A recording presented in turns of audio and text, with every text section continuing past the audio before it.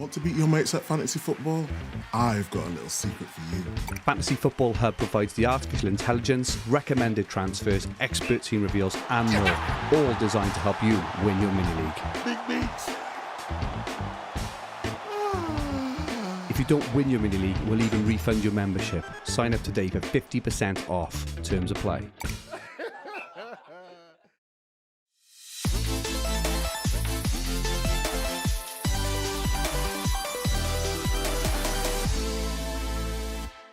Good afternoon, everyone, and good afternoon, chaps. Welcome to the Green Arrow Podcast and Fantasy Football Hub as we look ahead to Game Week 3. My name is Fergie.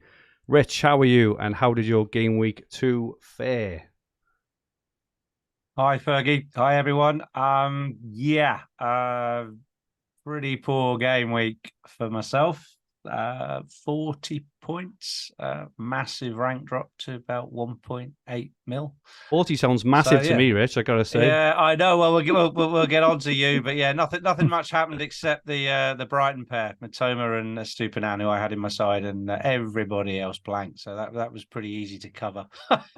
absolute disaster. You know, more Gabriel woe. João Pedro woe, etc. Nothing from Arsenal, nothing from the United boys. So pretty poor game week for, let's call it, template FC this week. I think it was a great week game week 1, but less than half the returns of that for me this week. So glad to put it behind me. I wasn't in a good state mentally on Monday night, I have to say, and we'll get on to the mental side in a bit. But yeah, I feel so much better having just walked away from it for 3 days and coming back to it now. Feel all right again and quite optimistic about the weekend. So it makes a big difference not reacting in the moment. Good stuff, Rich. Adam's final week on holiday, we have the wonderful Big Man Bakar. Great to have you back, Bakar. What colour was your arrow? Thanks for having me, Fergie. Hello and welcome to all the listeners and viewers. Fortunately, it was green. I got 52 points courtesy Mbomo and courtesy Saliba. So that was basically the swing. I have more or less a template team as well, but this week was more or less defined by I'd call it a haul from Saliba because 8 points was a lot considering the context of the game week, and Mbomo scoring 16 points again was more than welcome. He's sort of been carrying my team on his back for the first 2 weeks. Some of my other picks haven't fired. I had James in game week 1, and I had Jackson over the first 2 weeks. I've had 2 1-pointers from him so far. So it was very important to have someone who was making up for those lost points. So yeah, overall, I'm content with how the week has gone, and I'm looking forward to game week 3 as well. Superb. I had an absolutely dreadful week. 31 points for me. I don't have Mbeumo. I don't have Mitoma. So I really sort of struggling to keep up. I had Estupinan, obviously. My move last week, I took out Havertz for Maddison. Thought Maddison against United would be a good fixture. Okay, he didn't return in that game, but I thought going forward, they got Bournemouth, Burnley, Sheffield United. And then he goes and gets this mysterious injury, off on crutches. Didn't train this morning. I think I've seen as well. So it looks like he might be out for the weekend, which is a bit of a killer. And Rich, you actually told me, and Bakar, I think actually you both told me to play Udogie over Shaw. And I didn't heed your advice, and I played Shaw for his 1-pointer. Bruno missing that header off the Shaw assist was absolutely criminal, which obviously robbed Shaw of his assist and kept Udogie his clean sheet. But, absolute nightmare. 4.2 million, 108 points. I'm not too far off the template. I just haven't got a Brighton midfielder or Mbeumo really, and that's what's killing me. But we move. Dan Megan says, get your violin out, Fergie. I'm getting it out for you, buddy, in 5 minutes. Don't worry about that. I'm getting it out for lots of people. A lot of people have had an absolute nightmare this week. So, it's going to be interesting.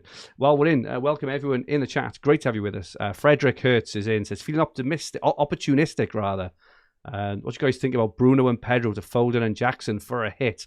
I'm sure we're going to talk. I'm thinking of hits. I'm thinking of a -8 as we speak, but hopefully you guys can talk me down off the ledge. Johnny A is in. Dennis, Ross Johnson, just a dad posting stuff. Picture the scene. Says a podcast with charm and flair. Rich, Fergie and Bakar are there. Adam's out on the beach, but the fans they still reach with Green Arrow, a show beyond compare. Wow, that is absolutely beautiful. Thank you for that. Terrific. Paul K is in as Thank well. you. Wayne Patton, Big Lou, FPL Gaza, Leo is good, Craig Sapsford, We Love FPL, Ross Johnson, and so many more. Absolutely fantastic to have you with us. Before we move on, do you want your FPL team rated for free, and do you want recommendations for improvements driven by artificial intelligence? If so, you can click the top link in the description below and go to Fantasy Football Hub to get your team rated. We'll be showing our current teams and ratings later on in the show. If you do join for the full package as a paying member, we're so confident in our tools and AI that we are offering a staggering Win Your FPL Mini League or your money back, and with 50% off in pre-season and up to game week 4, I think we're doing it. There's never been a better time to join the hub. Let's have a look at a few Violin moments. We've got some really interesting ones this week.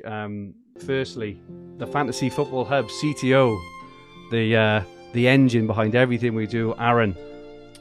He ignored Hub AI last week when it told him to bring in Mbeumo, and he didn't. He said, shame I left him on the bench. He says, foolish manual intervention, trust the AI. So Aaron didn't bring in Mbeumo, which is obviously not good. Fantasy Football Hub contributor Jossie says, I'm going to throw at you my entire Game Week 1 selection. He says, I tried to stay with the peloton with one change, leading Packer away. It looks exactly the same as my team, to be fair. Pickford, he went for Richarlison ahead of Mbeumo. He went no Salah to allow double Man United and double Arsenal hits. No 6.5 midfielders. And he went for Gabriel. So he put stay with the peloton, 4.3 million rank. I feel your pain, Jossie. Don't worry about that. Dan Megan, who was in the chat, says played João Pedro and benched Mitoma purely because he was on pins. Then Mitoma turns into prime Messi. Pedro benched. We're gonna have a chat. We're gonna have a chat about Pedro. Ollie Poole, the hub editor, also went against the AI and benched Mitoma as well. There are quite a few people who went with Pedro over Mitoma, and you were mentioning about Jossie. I mean, he's in a WhatsApp group with me. He's been ranting about it all week, and he's right. I mean, those decisions, Gabriel over Saliba and Richarlison over Mbeumo. I mean, the variance of 29 points for those two decisions alone is crazy at this stage of the season. And he has a very good team. He has a completely template team. But just picking Gabriel over Saliba, I'm sure Rich can relate to it. 11 points over 2 weeks is huge. A brutal swing. It's too much. It shouldn't be, the difference shouldn't be as big. And similarly, Richarlison was a completely fine pick on paper in Game Week 1. He still is. I don't think that the gap between Mbeumo and Richarlison is as much as the point suggests. I mean, it's not 18 points. It should not be as big because both of them were perfectly good picks. But this is something we've got to sort of learn to live with this year. That there's so many good options that all of these picks in our team will continue to be under constant pressure. And that's simply because of the variety of options that are available. I completely agree. It's really I'm exactly the same boat. All the 50-50s I went for haven't paid off the same. FPL Witcher says went Eze over March for the second week in a row. Persisted with Gabriel and nearly brought in Gvardiol. Decided against Vissa for the second week in a row to keep money in the bank. All changes I made an hour before the game week 1 deadline, which has really cost me a few points. Listen to this one. More talk about Football podcast. I had Chukwuemeka and Enciso on my bench. That one's got to sting a bit as well. FPL Tyler Durden went with Foden first week, started for 3 points. Didn't fancy City against Newcastle, so benched Foden and played Pedro. Took the decision to captain against Haaland and went Saka. My delight when they won the penalty to dismay as Saka grabbed the ball and then tossed it over to Odegaard. And this one is my favourite one of the week. Well, it's favourite one of the season so far. It's off Jadon. And it's about someone in his mini league. He says, a casual in my mini league went Stones to Reece James early in the week. Then when Reece James got injured, he transferred him back out again for Dallo, who didn't start. Then when the Paqueta bookings betting news broke, he went -8 on Paqueta to Alexis McAllister. Paqueta scored a penalty and McAllister had a red card. Such is the love for FPL. You are all honorary members of the Violin Club. Welcome. Don't forget to send your submissions every week for a chance to become a member of this very exclusive club. We move on. And something very close to Rich's heart. Rich, you wanted to have a quick chat about patience. I've got on the screen now. It was a famous quote which you coined last season. I don't know if you've seen the slide or remember your quote. I remember it well. I think is it what about patience? Is it? I think I said something about this. I'll read it out for you in all its glory. Chip we're all given or something. I can't remember what it's called. Read it out. You said patience is the fourth chip we are all given as FPL managers, but so few of us use it effectively. Rich Clarke, 2022. Beautiful. Okay. And you said you were feeling the pain on the weekend. You wanted to have a bit of a brief discussion around patience and FPL. Not need you exactly what I'm thinking of doing really. So talk me down, Rich. Come on. Yeah, I think this has been a really good week to understand what FPL can do to you mentally when it doesn't go well. We all have bad weeks, no matter how experienced players we are or new or old, whatever, but it cannot go right. And it's very challenging at certain times, particularly in the immediate aftermath of a match when the markets are going crazy and people are being rage sold or bought because they're going up in price to make a quick move because you don't want to lose money, as well as there's temptation to get rid of the player you're down on because he's not returned or whatever, and others around them have.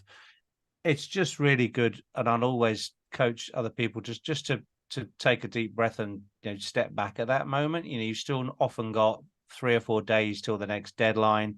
We've seen this week, there's information breaking every hour almost on key players. This afternoon it was all about Salah possibly leaving. We've had Enciso get injured, which means João Pedro may not need to be sold. So as we go through the week, even we're still 24 hours from the deadline, we've still got break news coming out all the time. And if you've already made your transfers and moved people out earlier in the week to catch a 0.1 or stop a player dropping, you've lost the ability to an extent to react to that, all the information at the end of the week. So really, I feel so much better, so much more stable now on a Thursday evening about the moves I'm going to make, that I can look at it objectively and it's just down to the last couple of choices that I've got to make. And I'm sure we're going to discuss those in the program, but it's really just about applying patience, wherever you can, particularly where it gets stressful. And they use this term, we see this term, going on tilt. It's a poker term when you're losing, you're on a losing run, and you just want to get your gains back, and so you gamble more, and you can go into a bit of a hole. And this is very, very true of FPL, with your story about your guy just chasing the points with Paqueta, etc. That's an example of someone perhaps tilting and just not allowing enough time during the week to just gather some information and make some sensible decisions. Does that make sense? Absolutely, yeah. I think as well on the other side of the coin as well, in terms of patience, which is more something I'm pretty okay on the first part of it. I think everything you said, that from a personal view, I'm fine with. I think the patience part I struggle with personally, and I know a lot of other managers will as well, is the patience. And a perfect example is knowing João Pedro is fit,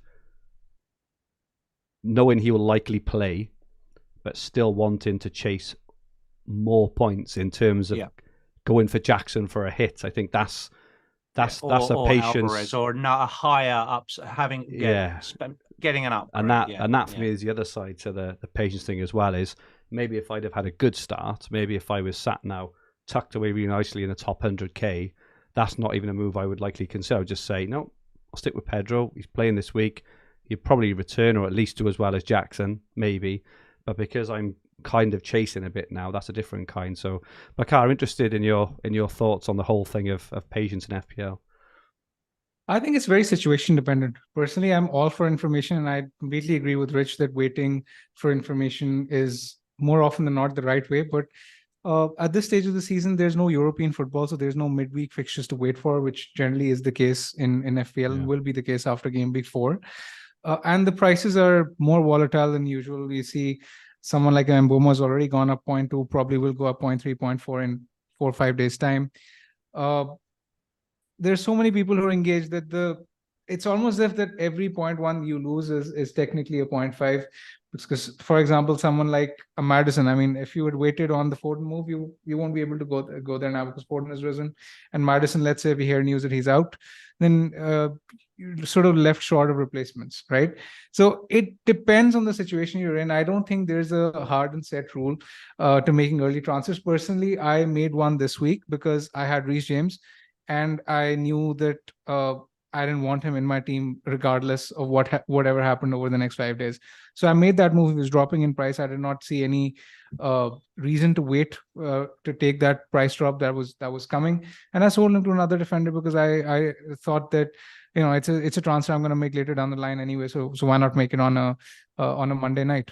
Yeah, agree. Okay. Do you think though in terms of I get the point about the market volatility. It's always, game weeks 2, 3, 4 where you get the biggest rises and falls.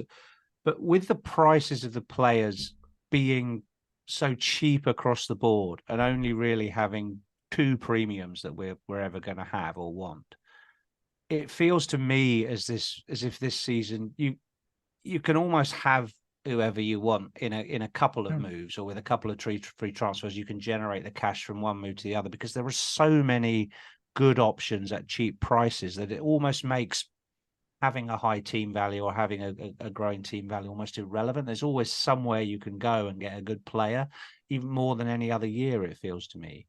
Yeah, that's an excellent point. Especially if Salah goes, I mean, I think team value will more or less be redundant. If Salah ends up moving, then where are you going to spend that money? I completely agree with you on that point. Yeah. What do you think about the patience side, Bakar on chasing points? Again, there's a very fine line between patience and chasing points, because as I've said earlier as well, given the amount of options available, people will just look at the swing between someone like, for example, Mbeumo and Richarlison. They'll be like, this guy's not scoring points, this guy's scoring points. It's a simple move. But that does not necessarily mean that some of the other options we have turned into bad options. A classic example is the Bruno and Rashford purchases we made in game week 1. They haven't performed so far, and when you look at the transfers out list, they're right up there right now. So a lot of people have sold them, and regardless of the fact that they have a easier fixture on paper next week. But in my opinion, I'm one of those managers who believes more over a large sample size, and I've seen Bruno and Rashford being good picks over the long run, so I'm willing to give them an extended run in my team. And it's about identifying which players you think will do well over a long run, because the main thing is that you've got to make your transfers selling the weakest links in your team for good picks. It does not make sense to sell good picks for other good picks, like people are doing with, let's say, selling Rashford or selling Fernandes for someone like a Mbeumo. I mean, yes, Mbeumo is a good pick as well, but that does not mean the players you're selling are bad picks. So there's a very fine line, and I think this needs to be recognized. I mean, again, I see a lot of people who've gotten off to poor starts. They're looking a wild card.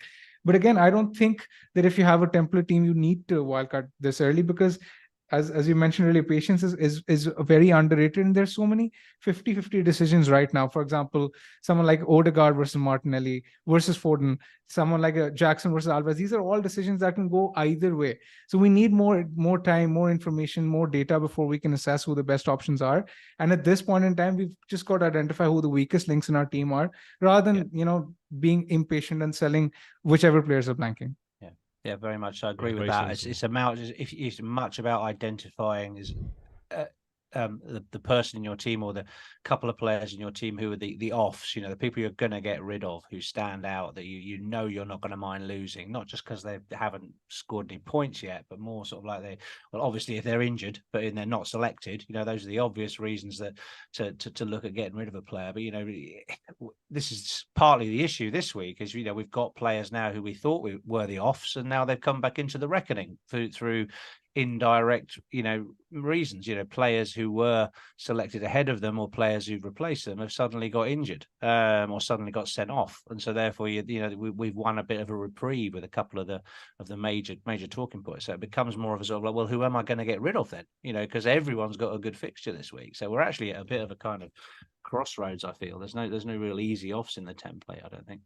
So yeah, interesting times. Yeah, I agree. And just looking at this week, just an example, Bruno and Rashford home to Forest. You know, you look at predicted points, you look at, you know, historical performance, you look what you would expect them to kind of do, and and how many points you'd expect them to score. And Mbeumo, I think, is home to Palace, who only conceded 1 goal, only lost to Arsenal 1-0. You know, that's not an easy game, and there's going to be plenty of people moving on a Man United midfielder for Mbeumo. And I think this is the thing that I'm kind of stuck on at the moment, is if Mbeumo, if he kicks on again, I'm in real trouble. But my head is saying that I fancy both Bruno and Rashford to outscore him this week. I mean, come on. Look, if any given 1 week, you know, if it was a head-to-head for 1 week, you had Bruno Fernandes on one side and Brian Mbeumo on the other, you know, you'd go for a Fernandes. It's given the opposition as well, home to Forest, home to Palace. Yeah, you just go, and given the fixture, you go for it. But people are selling these guys, you know, because they're chasing the points. And, you know, obviously he was the 6.5 to go for, absolutely. But it doesn't mean you have to all run to him straight away. I don't think so. Let's have a look at some players for the week. Yeah. Firstly, Rich, you wanted to have a look at some defenders and a keeper, just the kind of names on the names that are in your thoughts for the coming weeks. Yeah, I think we sort of called this section freewheeling, didn't we? Or, you know, an awful lot of people have got built up 2 free transfers. I think Bakar had 2 and he's used 1. I've still got 2 to spend. You know, most people did save last week. Probably an awful lot of the listening audience have saved. So, you know, we've got transfers to spend. You know, there won't be many doing a save this week. It's time to start shopping. Basically, I think some of the other pods have done sections on that. So, yeah, I've spread it into 2 sides. So we've clearly got issues at the back in terms. Some people have started the season with, say, Jordan Pickford, who's really disappointed, and Everton are disappointed, so they might have a keeper that they want to move on. There's a couple of attractive keeper options that have emerged. Another 4.0 Areola started for West Ham. I think he's on the slide at the back there. And so could swap the keeper, although that feels, you know, a bit low impact swapping the keeper at this stage. But yeah, some of the defensive options that have emerged. Now we're going into a fantastic run of fixtures for Chelsea, despite, you know, a jittery start for them. You know, they've now obviously brought in Caicedo, who's going to shore them up. So clean sheets are definitely probably on the cards in the next 6 matches for Chelsea. Who's that at the front you got there? Is that Gusto? That's Gusto, is it? Okay, I thought it was Enzo. That's Gusto, is it? Okay. And then you've got Colwell at the back behind him, have you? 2 Chelsea guys in this particular picture. And then you've got Udogie on the right-hand side there, and at the back there with the beard is Gvardiol, I think. Who's on my mind at this bit. So there could have been, you know, probably another half a dozen options, but tried to summarize here in the graphic who some of the candidates are. You know, particularly people will have their finger on the button for perhaps getting rid of Gabriel this week. I'm certainly one of them. The Hub AI has recommended that I move on Gabriel this week, probably because of his expected minutes coming right down. But yeah, Gvardiol, you know, is going to a potential Manchester City rotation risk himself. A good move. You know, if it's one of those moves you could make it, Gabriel could play and Gvardiol could be on the bench. You know, you'd feel really, really bad if that happened. But yeah, he does look a good prospect. City's fixtures over the next 5 or 6 look really good as well. And if you can pick the defender that has a good run in the team, you're probably looking at 3 or 4 clean sheets over that period. So yeah, some options there at the back. What do you think, Bakar, of those and any others? Yeah, I think the City defense is still elite. You look at the numbers so far; they're comfortably best for XGC. So I don't mind picking a defender. Having said that, I think Gvardiol is still not 100% nailed. I think he could miss a few games with Ake potentially coming in, especially with the Champions League coming into play from Gameweek 5. So that's a factor. I think if you're going for City defender, then Diaz is the best one. But again, City defense does have low upside. I think what's pertinent to discuss here is that when you're looking at defensive picks, a lot of us have, Stupinan, Chilwell, or an Arsenal defender, or Shaw. I think Trippier will be in our thinking in 2 weeks' time, and I think Newcastle with their fixtures will come into the equation very soon, because from game week 5 the fixtures for them are turning. They have a very good run of fixtures. So I mean, people have sort of forgotten about Trippier because Newcastle's run hasn't been as good. But I think he has to be someone we prioritize in a week's time. The only problem I see picking someone like a Diaz right now is that if you're picking Diaz and you're obviously giving him an extended run in the team, well, I think that you have to sort of keep half an eye on making funds for Trippier to make room for him in your team for till game week 5, because as we've seen, his upside is incredible. His numbers this season have been fine as well, and Newcastle defensively have looked all right. They restricted City to almost 1 xG, which is very, very. It's almost unheard of, especially at the Etihad. So I still rate Newcastle very highly as a defense, and that's something that I have in mind while making my transfer. If you're a Gabriel owner, and take your point about Trippier, would you try and limp through with Gabriel until Trippier becomes an option, and then absolutely, because I don't see it essentially being worth another transfer at this stage of the season, because I think Gabriel is going to start because Tomiyasu got sent off. I think Zinchenko couldn't work as the fullback, and that would give more opportunity for Gabriel to play as the left-sided centre back. I know I said this in the previous week as well, but obviously the situation now is further in Gabriel's favor, and Fulham have a tendency to concede from set pieces as well. They're actually 20th for XG conceded from set plays this season, and Gabriel has 3 goals in his previous 4 starts against them. So I mean, there's some history there, and there's a weakness to target. And I think if you have Gabriel, I know he hasn't delivered in the first 2 weeks, but putting that aside, I think he's a good option for the next 2 weeks. I think he's going to start. I won't make that transfer. If I was in your position, I would keep Gabriel and focus my transfers elsewhere, because I think there's very little upside moving Gabriel to someone like a Guardiola. Okay, thank you for that. Then it's food for thought. It's probably fair to say that Estepina and Chilwell are the top 2 kind of picks. Who would your third pick now be if you could have anyone in the game for the next 2 or 3 game weeks? Who would that be at the moment, Bakar? This is a tricky question because I don't think there's a standout defender right now. But let's say for the next 2 weeks, I would definitely have a City defender. It's Diaz if I had to pick one, because obviously City, their run of fixtures is great. Sheffield United and Fulham, I can see City perhaps keeping a clean sheet in both of them. And I can't say that with as much authority about any of the other teams, because even Arsenal have United next week, and you'd expect United to score. Yeah. And yourself, Rich, who would your third one be? Yeah, I think in the absence of another attacking asset for Chelsea, I think I agree. I think I'd look at a City defender. It's just picking the right one. I contacted a friend of mine who's a sort of fanatical City fan, goes to every game. He said he'd gone for Akanji actually, just because Akanji had taken on that inversion role and gone into the sort of Stones position for the time being. So he probably was slightly more nailed than Gvardiol, and therefore also slightly more attacking than Diaz. I mean, Diaz is probably the most nailed, but he's probably less likely to get attacking returns, I would think. But it's really fine lines. I think City is clearly the best defense statistically. And your number one keeper, if you were wild carding, who would the first name be for a keeper at the moment? Who do you think, Bakar? Wild carding, it's a tricky one. I think Sanchez would be my pick if Chelsea weren't in the market, but the market is still open. So I'm not discounting the fact that they get a keeper. I think Flecken is the one. Brentford still have a very good run of fixtures, and they tend to concede plenty of shots from distance. And we saw with Raya last season. I mean, they're a good defense. They don't give up as many big chances as some of the other teams, yet they have a good chance of clean sheet. So at 4.5 million, I think Flecken is the one. And yourself, Rich?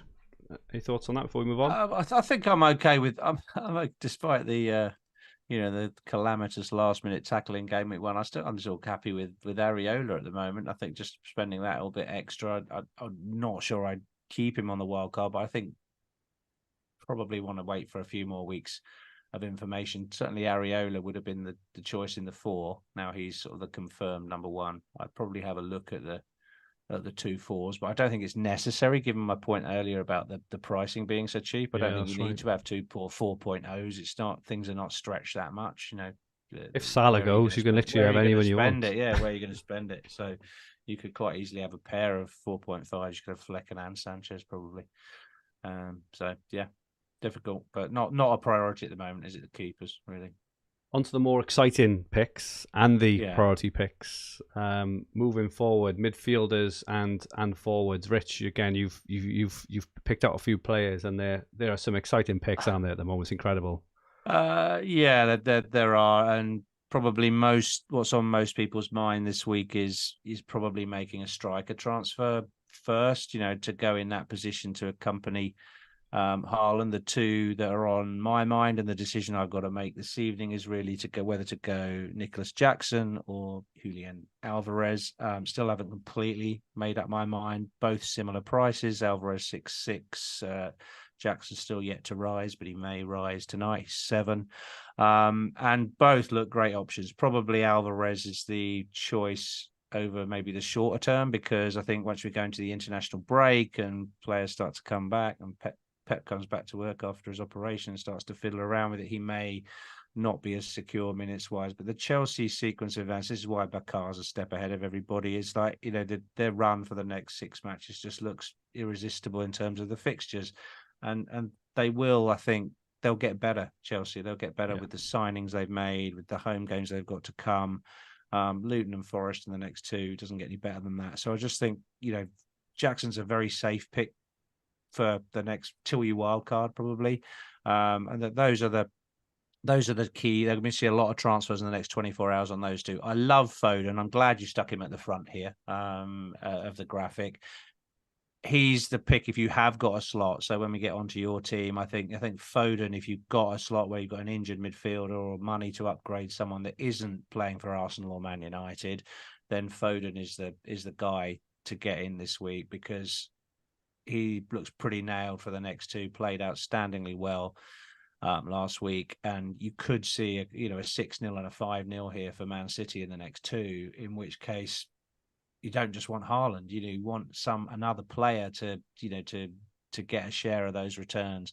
And Burmo, enough said about him already. I just don't have a spot for him. I don't really want to sell Mitoma when he's got West Ham at home to do a sideways move to Burmo. In fact, having Mitoma has almost hedged most of the gain that Burmo has returned. So if you've got both, then you're absolutely laughing there with Mitoma and Burmo. And then is that Wissa in the background? Yeah. So Wissa, again, another great option in that cheaper striker spot. So if you've got the money, you could possibly have Wissa or Jackson, or Wissa or Alvarez, accompanying Haaland. So some great options there on the forward line, and the standout mid option, I think, for this week that you've got there with Foden. Fergie. Okay, your thoughts on those players and any others? I think Jackson versus Alvarez is an interesting debate to be had. A lot of people are facing that dilemma. I think Jackson is the better pick. I say that because he's playing as the number 9, Alvarez is the number 10. Jackson, because of that position in his side, is likely to be the focal point, and he's getting more big chances. I mean, he's only second to Mbomo for big chances, second only to Wissa for non-pen XG, so his numbers clearly are better. And Chelsea have a very good run of fixtures.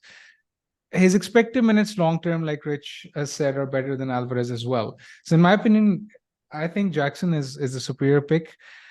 I guess the argument for picking Alvarez is the fact that you want more City cover than Haaland. But when you compare the picks in isolation, I think Jackson is superior. I agree with his point regarding Foden. I think Foden is a very exciting option. But if you have someone like Maddison this week, and let's say you don't have Foden or don't have Mbeumo, then it becomes a very difficult debate. It becomes a very interesting debate as to whether you go to Mbeumo or whether you go to Foden. I still think I would go to Mbeumo. I think he's too many routes to points, and I do think he can be a long-term pick till Gameweek 9. He's been slightly lucky with the penalties, yes, but without Tony's underlying data is incredibly impressive. Since 2022 in 7 games, he's scored 8 times. He has had 11 big chances. He's averaging over 10 FPL points per game, which is quite significant over a big sample size. So it's quite telling that he sort of takes on that talismanic status, and their run of fixtures is good. And another underrated point regarding Mbomo is that you would have noticed that Wissa tends to get subbed around the 65-70 minute mark, which gives Mbeumo that last 25 to 30 minutes to play as a striker, where he scored that goal against Fulham as well this week. So that's very pertinent as well. Yeah, really interesting. And I think as well, just as important as the players you want to bring in is a lot of us are facing dilemmas on, I really want Jackson, I really want Foden, I really want Mbeumo. But I've got players who I would normally keep, and I think this is just as interesting. If I can just chuck a couple of questions out to you guys, in terms of if you really wanted Mbeumo and Foden, just for example, say you didn't have them, but your only kind of routes to them to work, were players like, I don't know, Bruno and Martinelli, for example, or something like that. Rich, what's your kind of thinking on that? Well, yeah, I mean, I think I'd ideally like to end up on them. So my way of sort of dealing with that is really to sort of look at it as how's my team going to look like at the end of game week 4. Really, the easier positions for me to change, according to my team, are to change those forward positions. So the João Pedro position, I've got a bit of a dud player at 4.5 in Obama. I've got 2.5 million in the bank. I can't quite get both of them, but it's easier for me to bring a striker in this week and save a transfer, play the 2 Arsenal guys, play the 2 Man United guys, which is pretty template, but they've got excellent fixtures. Fulham are pretty leaky, and Arsenal are at home to them, and United are at home to Forest, who away from home last week. I think they didn't get a win all season, did they? Maybe they got one towards the end, but they basically were the worst away team in the league. They're great fixtures for those 4 games. We've got to remember why we brought those players in at the beginning. It was to get 2 games out of the first 3 were outstanding fixtures, and to not play them in those fixtures is almost playing into your opponent's hands by selling those players, because the upside is with us again this week after a poor week last week. So I just think next week, carrying 2 transfers in, you can say, okay, well, I'm going to give Rashford and Bruno, knowing I'm going to sell one of them at least. And then when they play Arsenal, if Martinelli's position is under threat, this could go either way. Martinelli could have a poor game. Jesus could come back into the side. He might even play at the weekend. When Jesus comes into the team, Martinelli plays better. The player you lose next week may be a different one to the one you would lose this week. So ending up with Foden and Mbeumo in game week 4 is still okay. It's still fine. You've missed the Sheffield United game. You've missed the Crystal Palace game, which is arguably is going to be a tight fixture anyway. So you can use those 2 transfers to really transform your midfield next week. And that really what you should do this week is just take one and make the easier striker move. So I've given you a very long-winded answer to get there. It's very sensible. That's just my thinking in terms of the logical, patient way I'd play. And yes, I want Foden this week, but I've got to sell Rashford or I've got to sell Martinelli to get him. And actually that feels like a luxury transfer, and you could end up, buying the guy that either doesn't start or gets taken off after 70 minutes versus the other guy that bangs a brace. So I don't think it's just necessary to change the mids this week. And the other one, which a lot of people will be facing if they own João Pedro, is whether to move him on as well, either to Jackson, to Alvarez. There's a lot of chat about Isaac in the chat as well. What's your thoughts on that, Bakar, in terms of what would you do with Pedro? I've got the dilemma, so I'm very interested personally in this as well. Yeah, firstly, I do agree with Rich. That a lot of us have Arsenal and United mids in our team, and I think when the game week deadline passes, game week 3 deadline passes, and when we go on the pick team page and people see that they only have Haaland at home to Fulham next week, they'd be very tempted to sell one of the Arsenal or one of the United mids for Foden, right? And depending on whoever doesn't perform, whether it's Bruno or Rashford or Martinelli or whoever, I think that will be a very template move next week, and I think Foden will become template before game week 4. Coming to Pedro, I don't think necessarily he's a transfer out, especially if Enciso is injured. His expected minutes do rise. And Brighton are comfortably first for XG in the first 2 weeks. They create tons of XG. They're a very attacking side. They have a very good record against West Ham. So I don't see why you'd want to sell Pedro if you have just one free transfer. Having said that, if you have two free transfers and you can afford the move to Jackson, then I would make it, because I think that Jackson is a better pick and should outscore Pedro in the next 4 fixtures, because the fixtures are turning for Brighton soon, and Chelsea have a very good run of fixtures anyway. So over the next 4 weeks, I do think Jackson will outscore Pedro. Would you think it's okay to start benching Pedro and keep him as the 8th player? I know it's a slightly different question, but this is where it comes to hanging on to him or not, you know. It depends on whether you need the funds later. For example, I mentioned the Trippier move that we might need to make in a few weeks' time. And also the fact that Brighton's fixtures are turning. So would you really want Pedro as the 8th attacker when their fixtures aren't great anyway? Would you want that 1 million spent on him? It depends on your team and transfers. Personally, I would not recommend it. I don't think it is worth it. Especially when someone like Archer can become a bench option anywhere at 4.5 million. Now that he's moved he's likely to move to Sheffield United. So I don't see much point in spending the extra 1 million on him. But I can see the argument for it, but it's something which I won't do personally. Fair stuff. Looking at predicted points for all players for the next 4 game weeks, there's only one defender in the top 20, and that is in 19th position, and there's one keeper, and he's in 18th position. It's absolutely incredible what is going on with the midfielders, especially. There are, I think there's 14 midfielders in the top predicted points. I think the game's a bit imbalanced at the moment, isn't it? I think they need to make a few of these midfielders forwards, because it's very imbalanced. But anyway, Haaland top by an absolute mile, 35.3 points in the next 4 game weeks.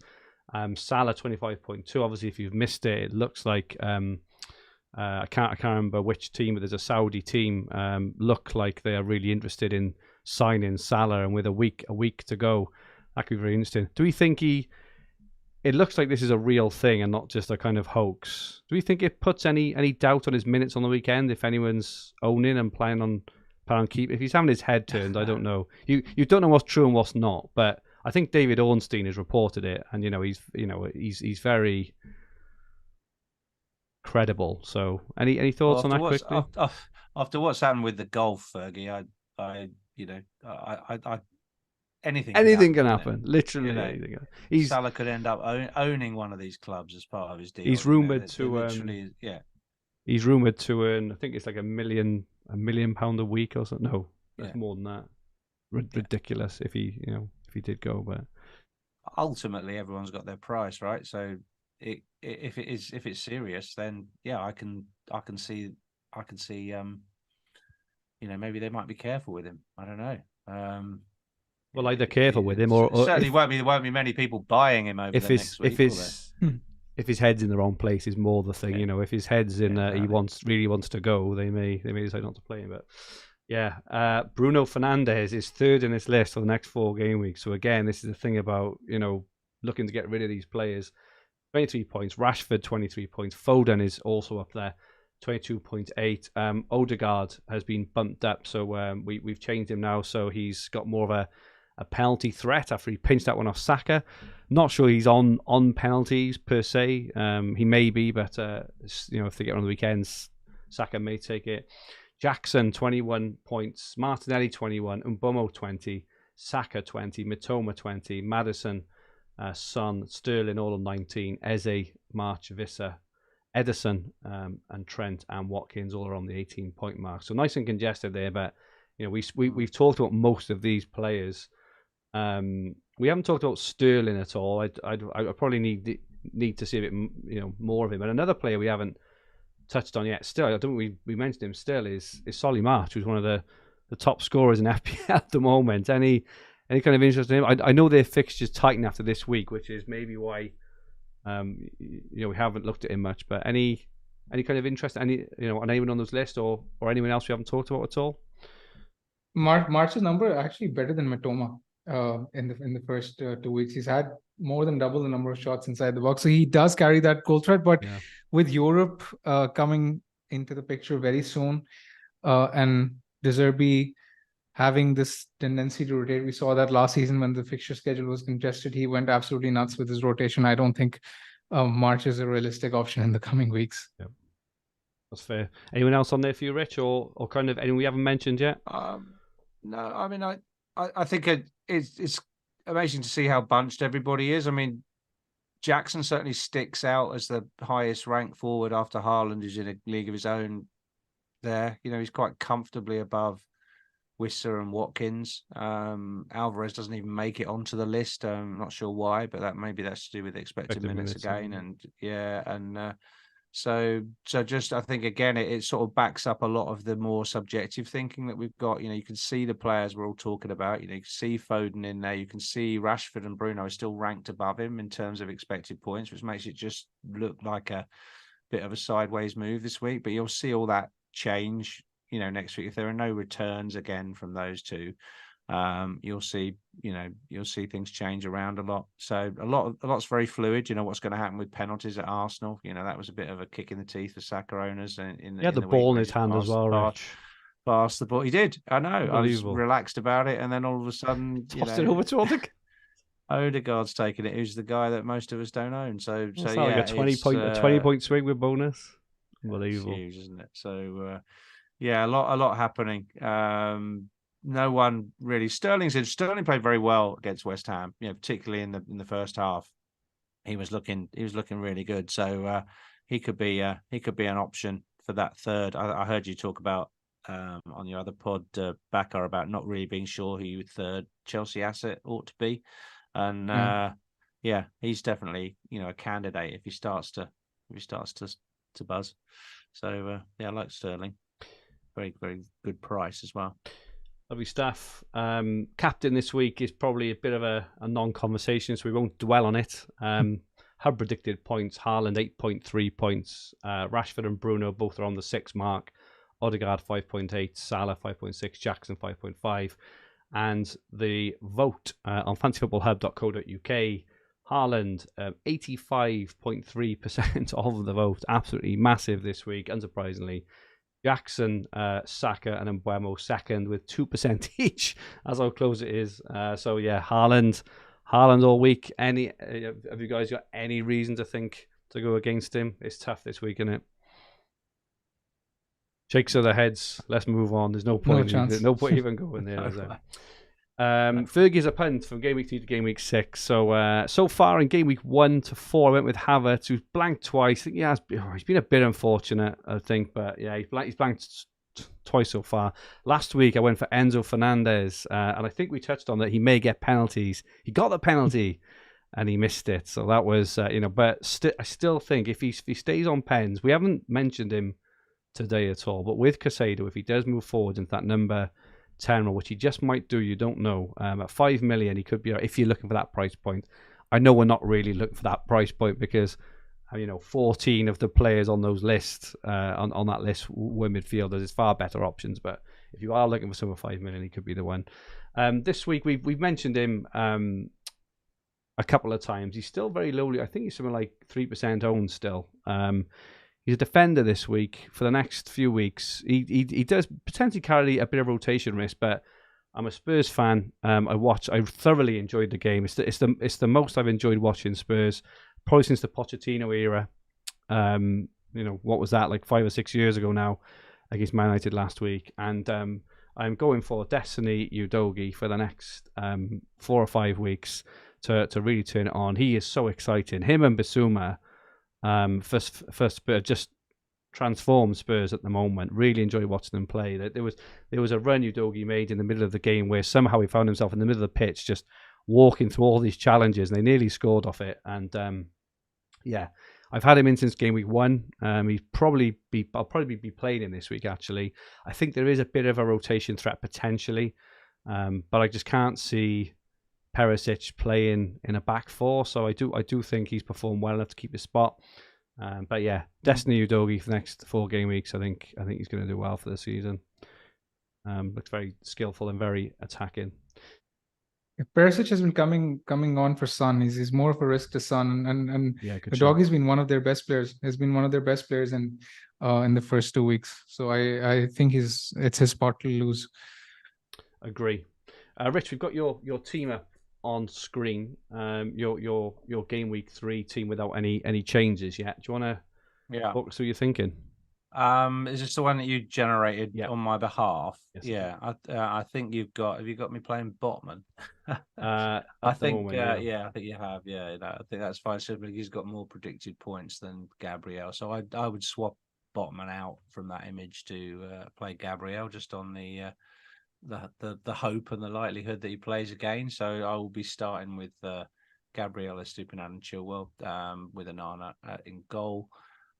Would leave the midfield exactly as it is. Play the 2 United players, play the 2 Arsenal players, and play Mitoma at home to West Ham. Very happy with that. I think they'll do well this week. And then the ever increasingly likely transfer after today's pod, after hearing from Bakar, after debating it all day, after watching 6.5 hours of content, is that I will probably bring in Jackson this evening for João Pedro. Yeah, I'm almost sure about that now. It sounds pretty, robotic and Peloton-like, but yeah, I think he's the safer pick, particularly as I'm going away for the weekend and therefore won't watch much football. I think it's a nice, safe pick to leave it alone and find out about it on Monday. I think the fixtures for Brighton after this week as well. Home to West. I thought West Ham played well, and I don't expect it to be an easy game for Brighton. I can't do Brighton scoring 4 against West Ham personally. But Newcastle next week is going to be a really tough game for Brighton. United the week after could be quite open, but their fixtures aren't. They do go quite tough. So this is why I'm not really tempted. I think it's a bit late for me to go for like Mitoma or March now. So but yeah, I think it's a good move, Rich. Very sensible. Yeah. For the record, I do the same. I mean, I assume you would be thinking and contemplating whether to pick Jackson Alvarez and whether to upgrade Mubama or whether to upgrade Pedro. I think that was probably that was what I was going to ask you. What do you think I should do? I mean, I've got the money if I do it tonight to do Mubama to Jackson, and then I've got to bench someone. So I would obviously play Jackson against Luton, so I've got to bench João Pedro as that eighth attacker, on an ongoing basis. I don't mind. I've never minded having a good first sub, a stronger than base price first sub. So, but as you say, if you start planning down the line thinking I want Trippier for 6.5, I've got to get 1.5 million from someone. I could do that by downgrading Rashford or Martinelli to Foden or to Mbeumo. I can find that money with the 2 free transfers. But it just makes life a lot more flexible, doesn't it? To just keep that mil in the bank, exactly. And just say goodbye to João, really. So that's probably the sensible play. Whether or not I'll be completely sensible, I don't know.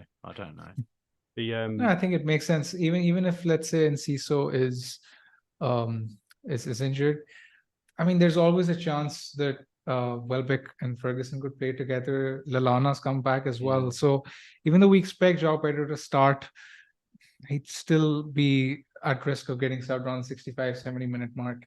So that doesn't really change. Yeah. The Hub AI, Rich, your recommended transfers for this week were Mubama to Jackson, but also choose the second one to go from Saka to Foden. Which is interesting, as you said. Two kind of forward-thinking moves there.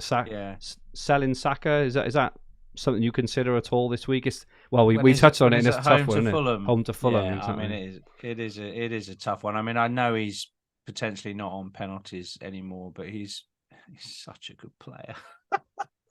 I just think, if Fulham's XGC, especially off corners and things like that, are really bad. If Gabriel's going to be scoring a header, it's probably going to be Saka that's putting the corner in as well, isn't it? So I think I'm more likely to sell Rashford or Martinelli than before Saka. I think he's worth the extra 500,000 just on talent and ability. Bakar, we've got your team now on screen. Do you want to run us through your plans for the game week? Of course. My plan is to save one transfer, and I've moved already from James to Doggy. For the reasons mentioned earlier, I want to give myself the flexibility of picking Trippier later, which is why I did not pick a City defender and I wanted to pick a cheaper defender. I was considering Botman, I was considering Colwell, but I went for a Doggy because of the upside. As Fergie mentioned earlier, he's right up there for touches in the final third among defenders. He had a big chance against United. So I think there's potential for a haul. And the good thing about him is that he rotates very well with most of the template defensive picks. So my team for this week will read Pickford in goal, Chilwell, Saliba, Estupinan. The midfield will be the same: Martinelli, Bruno, Rashford, Saka, Mbeumo, captain Haaland, and Jackson. I already had Jackson. And Udogie at bench this week because I think Saliba at home to Fulham is a superior option than Udogie, and I do think Spurs will concede this week, but Udogie will obviously be very useful in the weeks to come, hopefully. Wow. Your rating, Rich, just complete less, was 92%, and Bakar's is 97. I think we can see why with Bakar. I say the whole thing with getting on Jackson early and stuff has allowed him now for his team really to come to the fore from game week 3 onwards, haven't it? It looks apart from Pickford, this is the only stinking pick there, really, which we all. I think mine goes up once you put Jackson in there as the transfer. Oh, it will go up to 94, I think, and obviously Gabriel's expecting minutes drag it down. But you've got Botman playing against who are they playing? Liverpool in that particular lineup as well. But yeah, it is lower, and I do feel that I'm a step behind Bakar here in terms of the way things have panned out. But yes, Rich, but I mean, well, I completely agree with your point that obviously when you look at it from that point of view, I'm like a transfer ahead of the curve with most managers, but it's really not gone my way in the first 2 weeks with Jackson. I've had 2 1-pointers. That's so fair. I mean, I think that evens out. I mean, the likes of Watkins, Pedro, I know they haven't really exploded, but I mean, Pedro's got 7 points in the first 2 fixtures. Watkins got 10? So both of them have outscored Jackson by 5 and 8 points. So kind of evens out. It does. Oh yeah, absolutely. It does. It's a good pick, but you've carried him through, and now you feast, right? Hopefully. Yeah. We feast together. Hopefully. Yeah, hopefully. Yeah. Your recommended transfers as of this morning were both Martinelli and Saka out this week for Foden and Odegaard. Odegaard's stock has risen with the fact that obviously it looks like he may be on penalties now, but obviously this doesn't know that you've already made a transfer either. But I think it's sensible. There's also the fact that there was this post-match comment which suggested that the penalty incident that day was random and Saka sort of just gave it to Odegaard. So it could easily be the other way around next time. So we're still not really sure who the main pen taker for Arsenal is. It could be that they keep rotating it around. So obviously until that's clear, I'm happy to keep Saka, especially with the Champions League coming into play. I think he's the most secure of the Arsenal mids in terms of minutes. So yeah, I'm all right to keep him. I think I'd probably be looking to move Martinelli or maybe Bruno to someone like a Foden next week, depending on what happens this week. Very sensible. My team, my rating somehow is 93%, but I've got Pickford in goal, Chilwell, Estupinan, Shaw, and Udogie at the moment. This is my team at the moment without any transfers. Rashford, Bruno, Martinelli, Saka, and Maddison at the moment. He's in there, and Haaland. I mean, I look at that team and I just wonder how am I so far behind everyone else? Because my team is not that different. I do have £1.5 million in the bank. The key difference, obviously, is you can say Shaw against Saliba and maybe Maddison against Mbeumo and Matoma, but that's the only thing I'm behind really. So I've only got 1 free transfer, and I think this last hour has calmed me down. I think it's poured some water over me, and I think the transfer I'm going to, I got the exact money for Pedro to Jackson, which I'm going to have to make tonight because I got the exact money. I'll probably play. Well, I'll listen to the presser. It doesn't look like Maddison's going to make it. If there's a thing that if there's a chance Maddison makes it, I'll probably play Maddison, I think, and bench Udogie. But otherwise, Udogie will either come off the bench. I'd be very tempted to do Maddison to Foden if I was you. I was going to say that. Yeah. I'd be really instead tempted of Pedro to to Jackson. I would. Yeah. God, home play to Luton. Pedro, The striker home to Luton. You don't even need to play Pedro, do you? Because you've got the 4-4-2 or 4-4-1. So.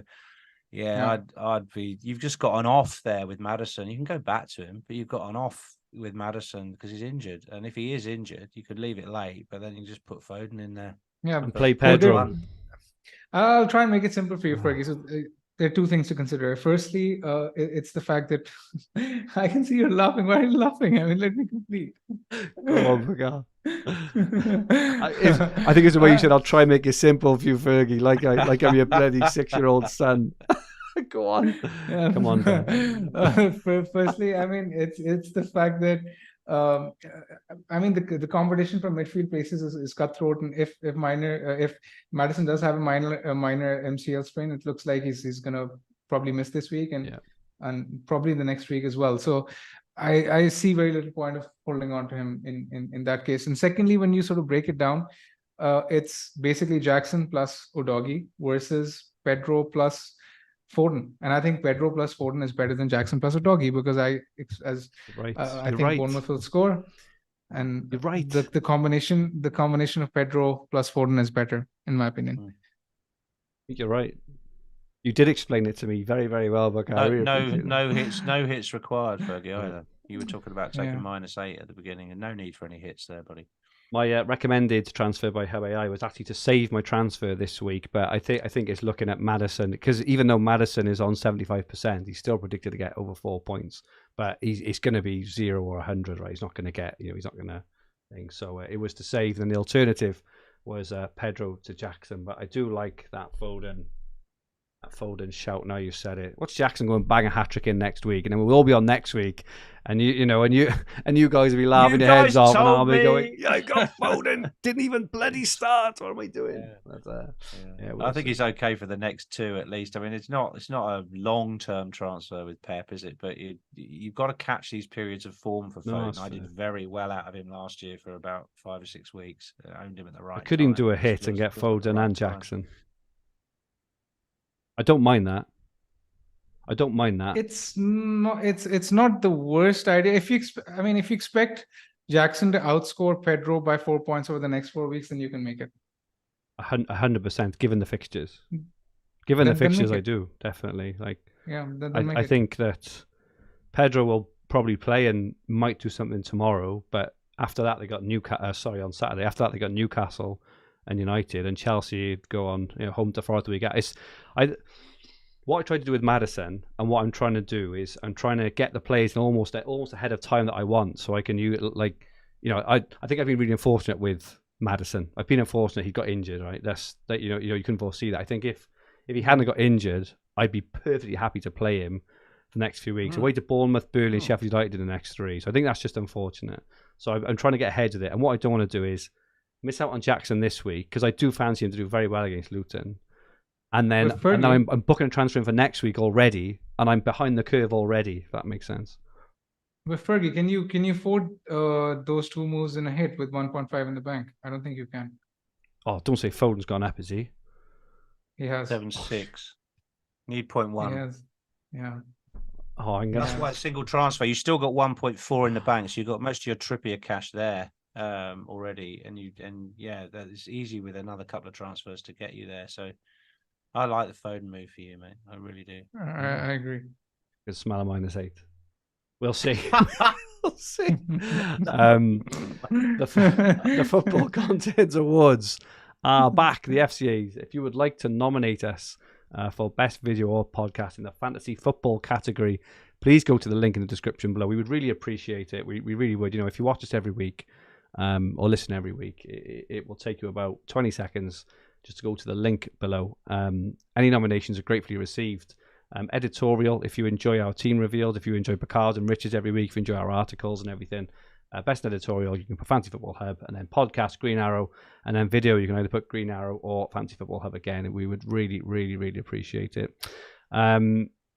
And just before we go, just a reminder, you can get your own FPL team rated. So you saw our ratings and our recommended transfers then.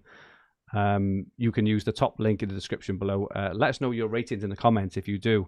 And for those who want a bit more, such as recommended transfers, Hopta Stats, points predictions, team reveals from these 2 here, and all the best FPL players in the world, dedicated WhatsApp groups, and so much more, you can sign up to one of our paid services. Currently has 50% off annual packages only for the next week. I think 8 days, actually. 8 days left, 50% off. Make sure you get on it. We're so confident if you don't win your specified mini league, we'll give you your money back at the end of the season. Terms and conditions apply. There's never been a better time to join at the Hub. And finally, We also have a Discord server. We have nearly 3,000 people in there now chatting FPL 24/7. Again, the link is in the description below, and that is absolutely free. That's it from us for this week. Thank you so much to everyone who joined in the chat, those who will watch it back, and those listening on the podcast for your support, as usual, guys. Very, very, very much appreciated. Rich, thank you so much for joining us again this week. We'll be back next week. Where can people find you? At Rich Clarke FPL on Twitter. Lovely stuff. And Bakar, it's been absolutely magnificent to have you for these 2 weeks. Adam is back next week, but we will definitely see you later on in the season without a doubt. But thank you so much for all your insight, all your fun, and everything else. Really appreciate it, Bakar. And where can people find you, buddy? Thanks for having me.